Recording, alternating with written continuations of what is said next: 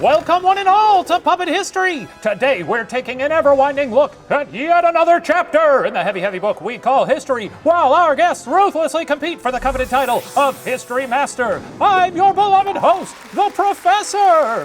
Thank you! Brian, Bergara, are you ready? Just my life now again, huh? This is it? We're back? Why is there chains on the box now? Don't worry about the box. The chains weren't there last week, Don't touch the box. I'm just gonna see what the chain just... Don't touch the box! Stay away from the box! Sit down! Jesus. Special guest, Brian David Gilbert! Are you ready? I am here to win. Ho-ho! Then let's crack in! Well, to begin, is your hometown known for anything in particular? Chicago has its deep dish pizza and beautiful bean. Paris is the city of lights and litter. And New York has its people who love to tweet. What about where you grew up? I grew up just outside Baltimore, which is mostly known for crabs and celebrities who are a bit off-kilter. Okay. Let's see, I guess we're known for the best Asian food this side of the Mississippi, perhaps best Asian food in the United States. We also have that funny racetrack where they filmed the motion picture Seabiscuit with Tobey Maguire. Is that the one where all the horses die all the time? I think that's the place where all the horses die. Yeah. All right, well, moving along. Well, our story is about a European city, Prague, which is known for all kinds of things. It's the mother of cities, according to Wikipedia, but today we're focusing on one particularly interesting tradition. Brace yourselves, we're talking about the Defenestrations of Prague. Cool. Ah, fabulous Prague, the capital of the Czech Republic and one of the cultural centers of Europe.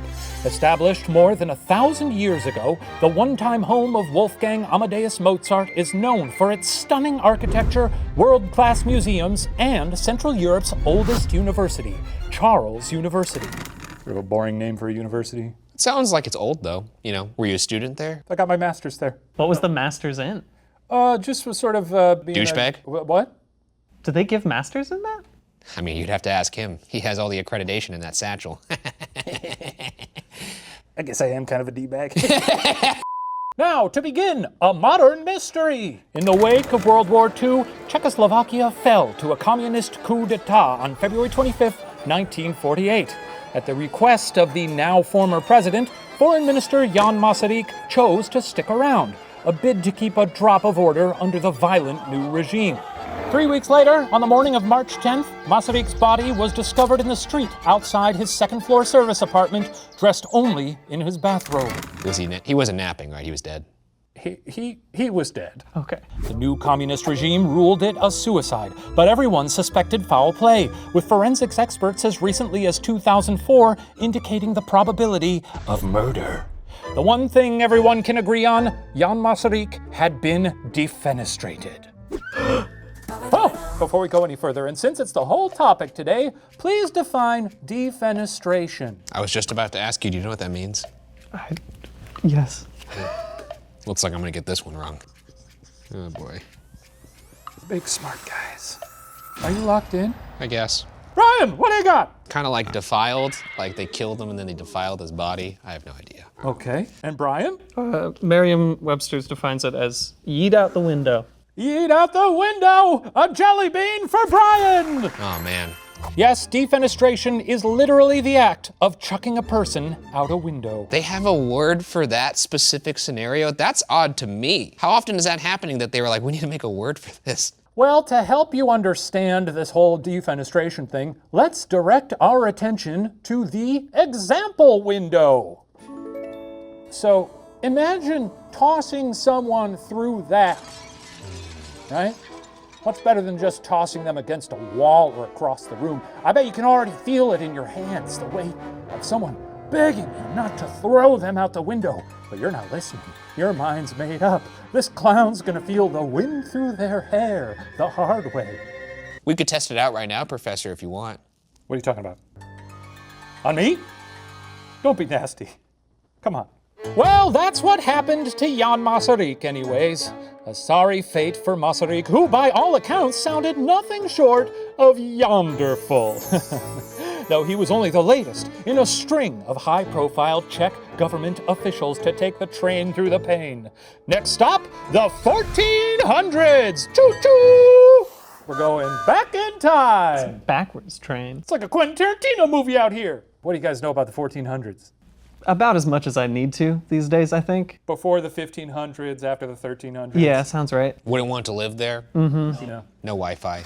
Well, at the end of the 14th/beginning of the 15th century, there was only one thing people could talk about. All the dang popes! I'm still talking about the popes. Oh, you love it. They're funny little hats. Sometimes they're small, sometimes they're real big. The Roman Catholic Church was cracking like a communion wafer during the Western Schism, which led to multiple popes, each with his own sacred college of cardinals, offices, and, of course, throngs of religious supporters. There was Pope Gregory XII, anti-Pope Alexander V, and anti-Pope Benedict XIII.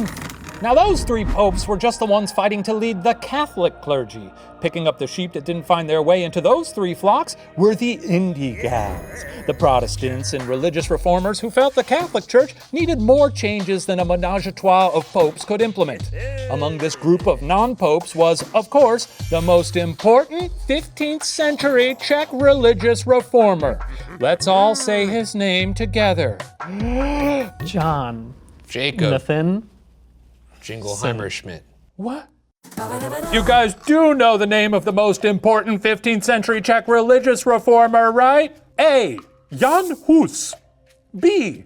Hans Aus. Or C. Aun Jus. He's just making noises. Yeah, What was the first one again? Jan Hus. Okay. If you need clarification on the other ones, I can always provide it. No, I already did my Inny Mini Miny Mo. Okay. yeah. Ryan, what do you got? Inny Mini Miny Mo said A, Jan Hus, and I like that because it rhymes with nope. au juice. Say it with me, it's Jan Hus. Jan Hus. Still Jan rhymes with au Hus. juice. That's the reason why I like it, because I Au love au juice. juice. Jan Hus. Dip my French dips in those. Dip the hell out of them. Brian, what do you got? I went with C. Oh, use. Aun Jus. Again for me? Aun Jus. One more time. Aun Jus. Actually, wait, I didn't catch that. Can you say that one more time? Aun Jus. Was that an N at the end of the first name, or was that? We're gonna have to hear that one more time. Aun. Well, a point to Beef Boy. Inny Mini Miny Mo, baby. That's Never right. fails. Yes, Jan Hus advocated for educational and religious texts to be translated directly into Czech so that lay people could access them, for communion to be given wherever and whenever a person wanted, as well as the abolishment of indulgences. Basically a way for rich folks worried about all their sinning to pay the Catholic Church for a get-into-heaven free card, the Middle Ages equivalent of buying land in the metaverse. Cool. What's a layperson? You know, when they say like layman's terms. I'm a layperson. okay. Wait, you're a what I'm person? an Utz person. What's that? Ah, a chip joke! We give a jelly bean What's for Utz? chip jokes Wait, I around don't get. here. Wait. You don't know? It's a Baltimore It's a thing, potato maybe. chip brand. It's just Oh, another regional potato chip. chips. Hey, what do you think of this? These indulgences, huh? This is the church saying, "Oh, what? You murdered someone? Well, pay me $50, and then you'll still get to go to heaven." It's pretty nice, I would imagine. It's pretty nice. Honestly, I Yeah. mean, not that I've murdered anyone. No, And no. not that I would have enough money to pay off No. murdering a person. I mean, if I get to murder somebody and I just Venmo someone $50, Yeah. that sounds like a good deal. Not that I've, well, successfully murdered somebody. Yeah. Well, if you can believe it, the guy advocating to give people more control over their religious experience became pretty popular among the lower classes. Perhaps too popular. As on July 6th, 1415, Jan Hus was burned at the stake as a heretic, which is, of course, exactly what Jesus would have wanted. Of course. Yeah. Yeah. Well, as is often the case, however, burning a dude alive did not extinguish the religious movement. Hussites, as the followers of Jan Hus were known, continued to worship how they saw fit, and the Catholic authorities in Prague continued to find new ways to repress them, such as forbidding their priests from having their little communion snack time at all. Rude. It's fucked up. Gotta have my snacks. No, you take a man away from his crackers, you're gonna have some problems. Yeah. Especially if that man is me. I could go for some Ritz right now. Okay. By 1419, the Hussite priest Jan Zhelivsky, our third Jan for all you Jan fans out there, had had enough. having proclaimed himself Jan Hus's successor and a prophet, on July 30th, 1419, Zalewski gave a sermon to his Hussite followers, where he quoted Matthew 7:15, quote, "Beware of false prophets, which come to you in sheep's clothing, but are inwardly ravening wolves." An overt attack aimed at the Catholic top brass. Whew, thank goodness no one here has to be aware of false prophets in sheep's clothing, right? We're all exactly as we seem. Yeah. With the crowd eating from his palm, Zalewski stepped up his rhetoric, citing examples of when the Bible mentions violence isn't that bad, such as Cain slaying Abel. At this point, his parishioners must have been frothing at the mouth, dying to use the weapons they brought to church that day. That's right, the Hussites showed up to worship armed. They knew what Zalewski had on the menu, and sister, oh, they were hungry.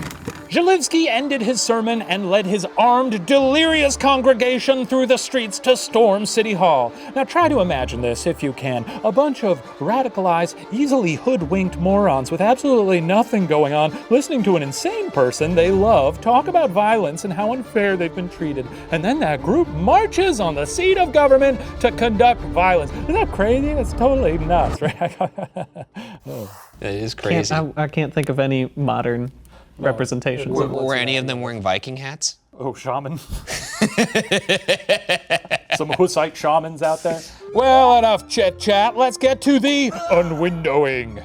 When the Hussites took town hall, they started chucking Catholic government officials out the window like it was going out of style. Again, feel free to picture this courtesy of the example window over there. Yes. Hey! Woo! How many people did the Hussites manage to toss out of the window atop town hall? This is an open-ended question, but it's a number, and that number is between 0 and 400,000. Oh. Quite the chasm. Yeah, okay. Oh, we should just work together on this because you're going to get the point anyway. My thinking is there could only be so many windows. Are we locked in? Locked in. Ryan. I went with 300 just because I remember in that movie. In the movie 300? The movie 300? The movie 300, he kicked that guy down the well, and I imagine that's what they did with these people. Yeah, it wasn't a well, it was a kicking pit. His leg day pit. Not enough kicking pits these days. No. If there were kicking pits in every city, people would behave. Yeah, that's true. That's why you should make me president. Brian, what do you got? Just a slightly smaller number of 36. 36. Well, let's find out via the magic of theater. Are we going to be seeing people get thrown out of a window right now? God, I hope so.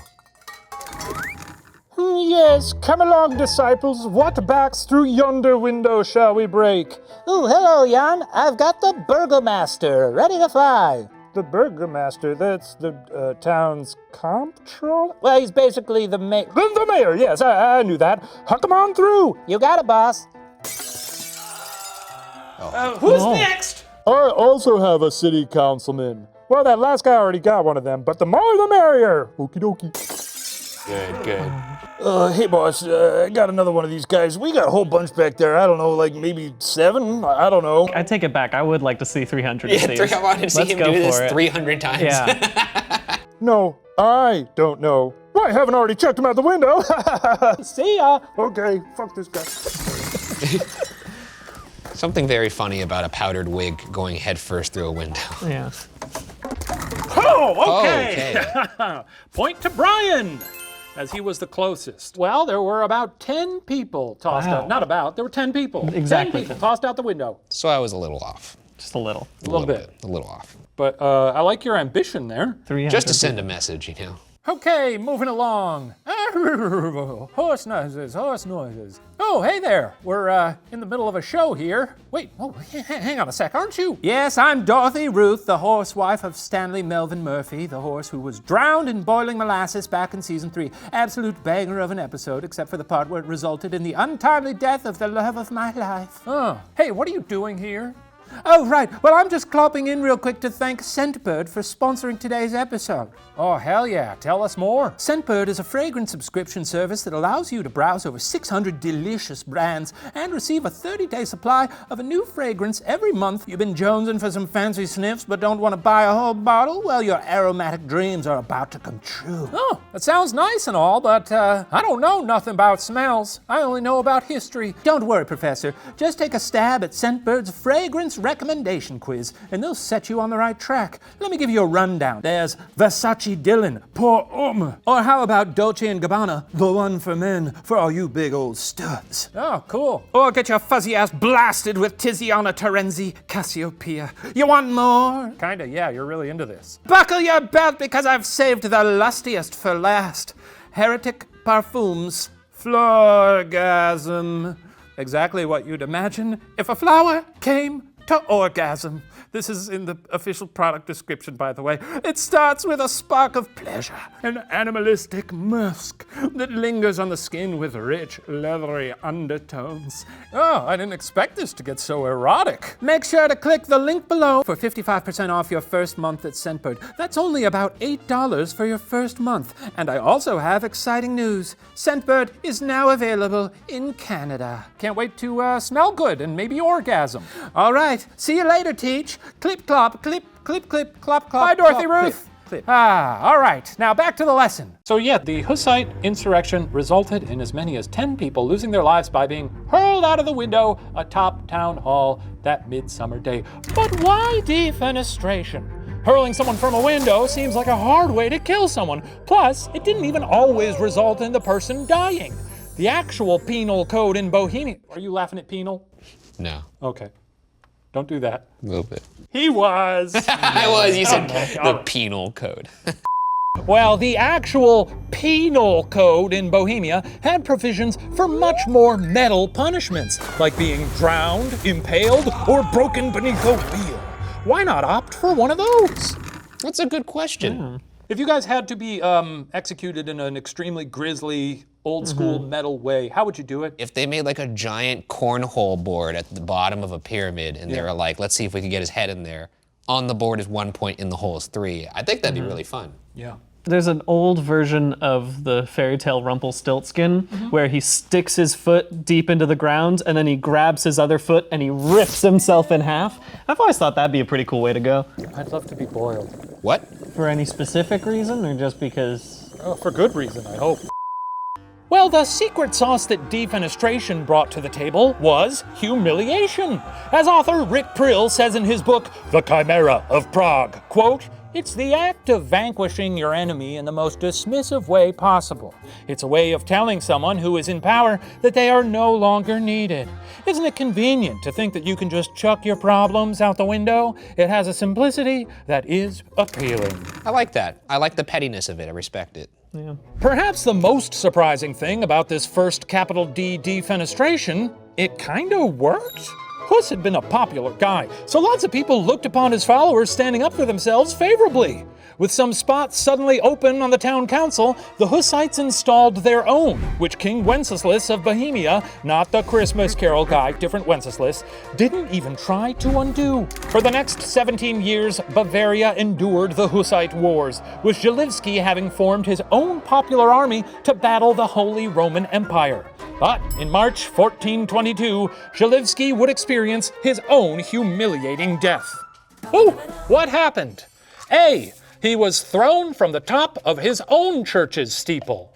B. He was decapitated, his head displayed on a pile of horse shit. Well, he liked that one. I like that one. That's or good. C. He was fed to lions, specifically baptized into the Catholic faith. That's very silly, and I want that to be the truth. Yes.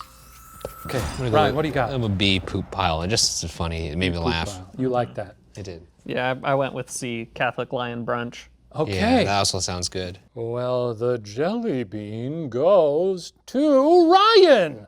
Are you kidding me? I thought that was something you made up. That's insane. I mean, we were love just it. talking about most embarrassing, and that does seem a little more embarrassing. Making my head the topper of a little poop salad? That sounds hilarious. Yeah. I can't decide which of those jobs would be worse. The guy who has to shovel the shit over to it, Yeah. or the guy who has to sit with the horse and just be like, all right, no, eat more apples. Yeah, Come try on, to induce this the is shit. not enough of a pile. Just gotta feed a horse Arby's for 5 hours. Yeah, dude, come on, Yeah. we need a specimen.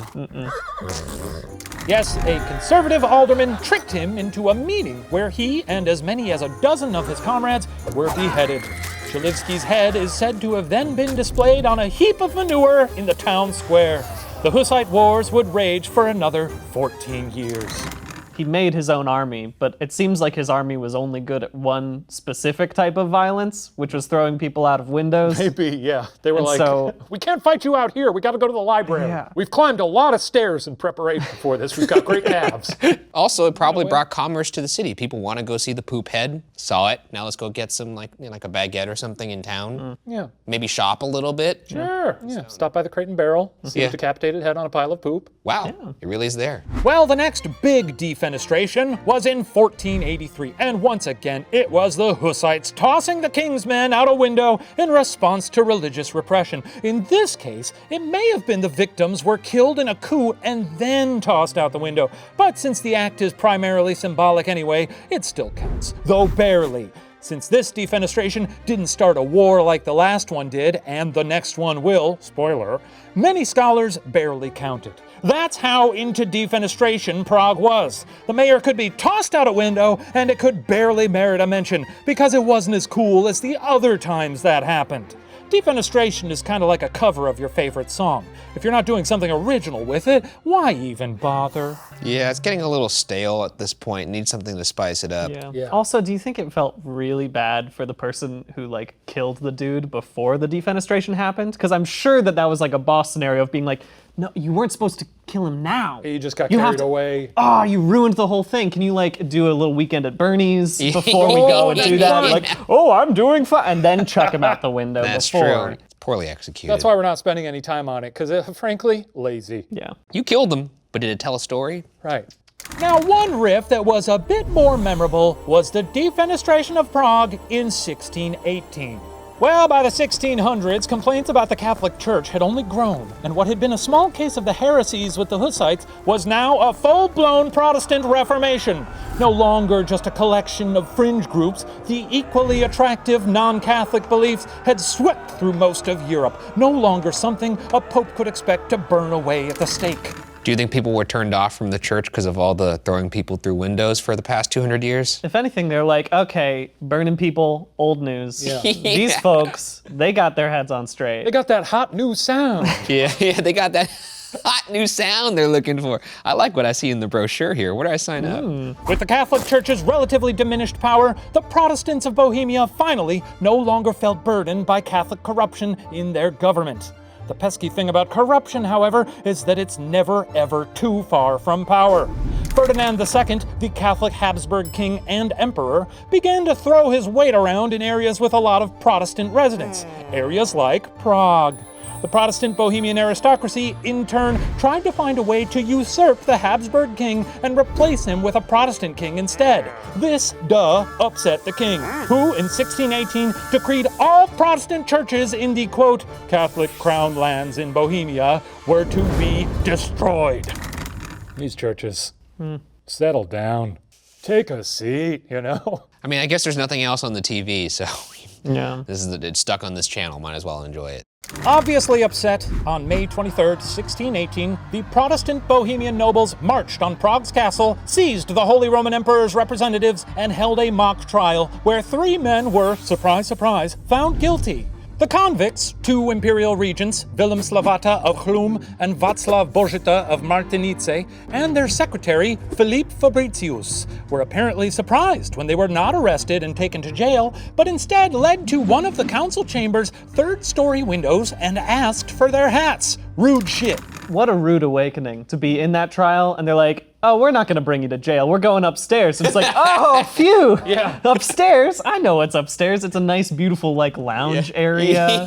Have a couple drinks with the bros. Such a stunning view from up there. Yeah, bad time. Very rude to take the hats too. I mean, Yeah. Well, no point in ruining a good hat. I mean, imagine someone just leading you across this room to that example window over there, taking your hat, and then just chucking you out of it like a football. They knew it was gonna happen though. Like when they said, please remove your hats, it wasn't like they were thinking like, what, someone singing the national anthem? They knew they were about to get thrown out of a window. I'd protest. I'd be like, no, I want to keep my hat. If you keep the hat on, maybe they won't do it. That's the trick, is if you didn't say, oh, here you can have my hat, then they're like, you figured out my riddle. You got my riddle. You get to stick around. You're the first person to say that. You live. Well, the first to cross the sill, a euphemism I've coined just this moment, was Borgetta. As soon as he realized where he was headed, he started praying and called out, Jesus Maria, as he fell. In response, one of the defenestrators replied, We'll soon see whether his Mary helps him out. He didn't laugh like that, but... That's the best 80s action line I've heard pre-1980s. That's fantastic. Well, it turns out Mary maybe did help him out. In fact, Borgetta, Slavata, and Fabricius all survived their fall. But then they took them back upstairs and just did it again, right? I don't know. Hey, how did they survive their fall? A, their billowy clothes created enough drag to slow their descent. B, what the Protestants thought was a third-story window was actually just a mezzanine. Or C, they fell into a pile of horse shit.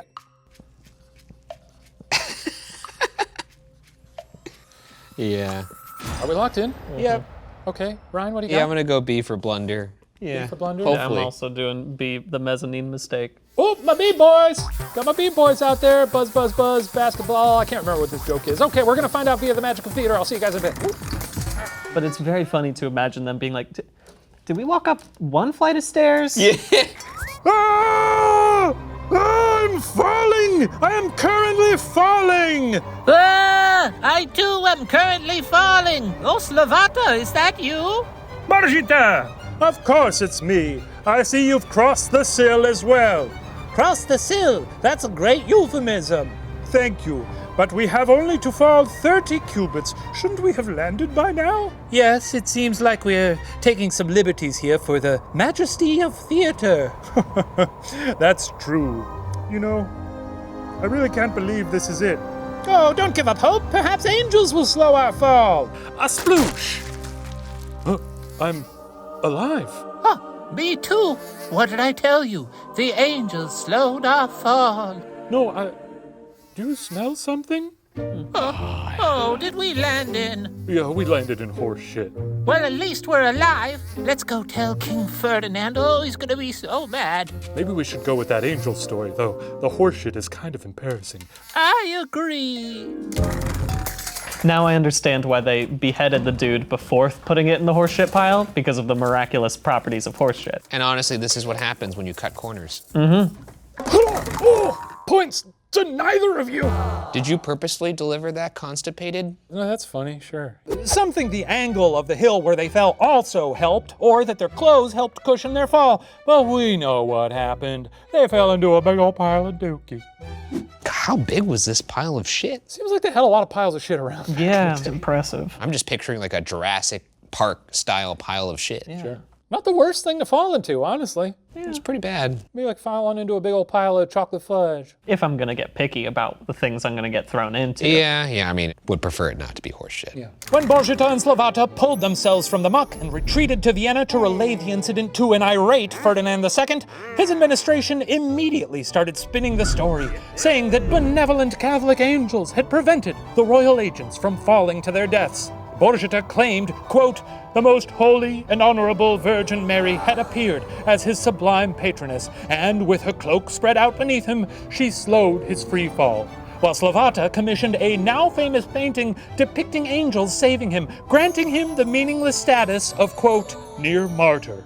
Of course, the Protestants claimed the three Catholics were saved not by angels, but by witchcraft. Nice. Why can't I be described as a near martyr? Brian David Gilbert, near martyr. It's finally happened. Yep. There it is. You got the graphic and everything. done Look it. at You it. got the graphic. It's right there. We don't hand those out often on this show.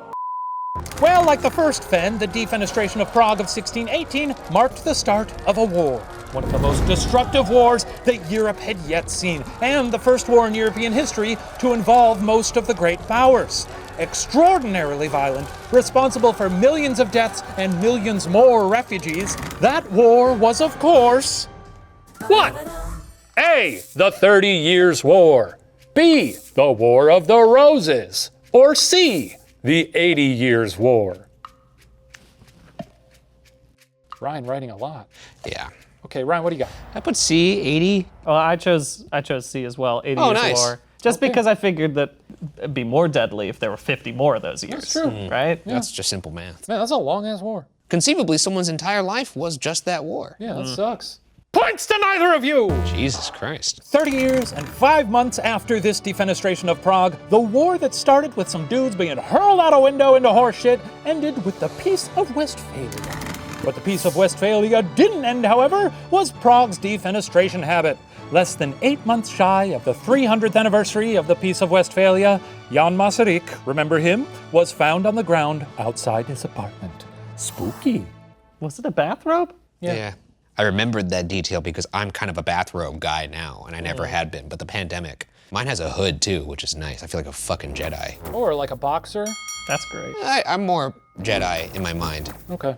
Well, Masaryk's murder is, so far, the most recent defenestration of Prague, but who can say if it'll be the last? History is long, and it's not like the world's suddenly a stranger to violent regime changes. So, if you ever find yourself above ground level in Prague and someone gets that funny look in their eye, you know the one that's looking to seize power in a violent and symbolic fashion, well, we'll cross that sill when we come to it. Very good. Step away from the windows. Yeah, make sure you do not get rid of your hat. No, That's have true. to hang on to keep that thing on. with your life. If I'm a person in this time, I'm making sure my house has no windows, no natty light. No windows at all. Nope, You should live your life in fear like that. I think that's a good way to guide your... I already do. Okay. Any final thoughts? Look, if they manage to make like jousting into just like a fun game that they have, if I saw this amount of martial war happening, being people thrown out of windows, why haven't they turned it into a sport? Well, they would love to see it in the Olympics. Would be great. Yeah, just slap a target on the ground, see how many people could get in the center. That'd be great. Just the satisfying noise of glass shattering every time someone goes for it. Here comes the American team. He's gonna want that one back. Did not get a hold of that one out the window. Well, that concludes our history lesson. I'm going to go tally the scores to see who receives the title of History Master. While I do that, please enjoy this special performance from A Window by Whoa, stained glass. The air of tension indicates today is not somebody's day. Well, around these parts, we've got a way to say we're not too happy with the job that you've been doing here in Prague. Knock, knock, who's there? It's just an angry mob.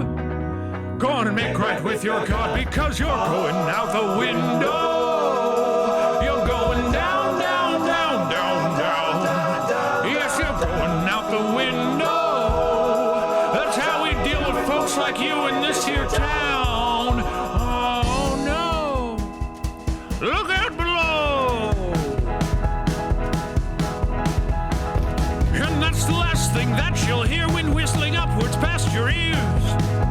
As cobblestones below draw quickly near, and as you plummet to your death in shattered shards, your eyes will catch reflections of yourself as you gasp your final terrifying breaths. And with a final splat, that's that gravity seals your epitaph and signs off on the year behind the dash. Because you're going out the window. Throw a fit screaming kid, put up a hell of a fight, but we're gonna guarantee that you don't miss your flight. You're going out the window. Well, there's a new jet craze and it's going around in which our enemies are quickly introduced to the ground. I'll bet you never could have guessed your wretched life would end in such a violent mess. I'm sure we've all got our regrets, but they so rarely lead to being swept up off your feet by angry folks who love to see you hurling, screaming through the air. I know That sucks, but there's there. You were an asshole, so your splintered bones and guts will pay the streets below. You really fucked it up, my guy, so out you go. It's time to fly. Tell your God it's time to eat. Come on, bro, it's time to eat. You're going.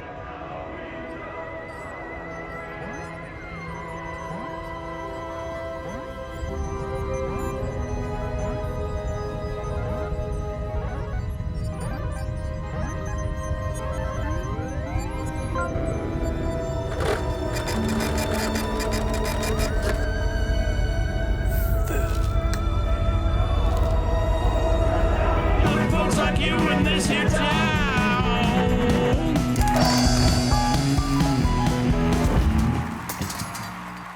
How did you book him? I thought Window was super busy these days. I don't know. That's incredible. If you say so. Wow, what a soaring performance! Now, let's see how we did. According to the victory algorithm, you guys are never going to believe this, but this week's history master is Ryan Bergara! Oh my God!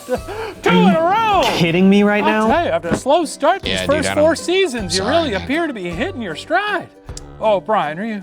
I you know all what right, it feels buddy? like. I know what it feels like. It's It doesn't all right, make any man. sense. It's okay. If it makes you feel any better, he's up to something, so. No, I don't know about that. Ryan, come get your prize.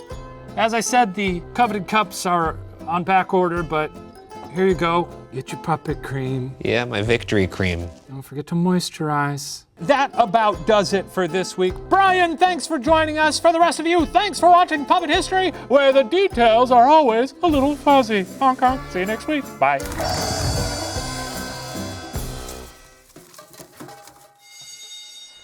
Great job, everybody. You good, Professor? I'm good. Thank you, Brittney. God damn it. What's up, Beef? I just lost an auction. Whoa, what you in the market for? Sneakers. You know me. Yeah. Hey, you didn't happen to be at the studio last night, did you? Me? In the studio last night? That's ludicrous. No, I went home to my house and slept in my bed. Why do you ask? No, there was just some scuttling in the studio, some scuttling in the night. Rats! What? It was probably rats. The Watcher studio was full of them. Yeah, it seems like there's a lot of that nowadays.